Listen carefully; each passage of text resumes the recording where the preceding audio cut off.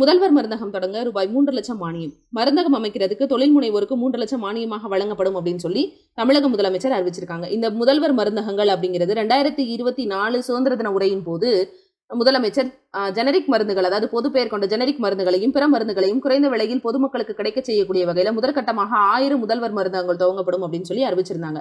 அதன் அடிப்படையில 24/2/2025 அன்று தமிழக அரசால 1000 முதல்வர் மருந்தகங்கள் காணொலி வாயிலாக திறந்து வைக்கப்பட்டிருந்தது.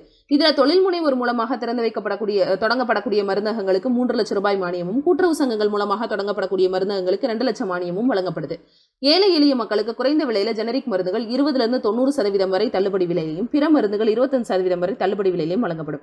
குறிப்பாக பொருளாதார ரீதியாக பிற்படுத்தப்பட்டவர்களுக்கு குறைந்த விலையில் முக்கியமான மருந்துகளை கிடைக்க செய்யணும் அப்படிங்கிறது இதனுடைய நோக்கம். அதாவது குறைந்த விலையில் அவசியமான மற்றும் அத்தியாவசியமான மருந்துகளை மக்களுக்கு வழங்கணும் அப்படிங்கறத இது நோக்கமாக கொண்டது. இதுல பிஃபார்ம் படித்த 1000 பேருக்கு என்ன செய்து வேலை வாய்ப்பு கிடைக்கும் அப்படின்னு சொல்லியிருக்காங்க.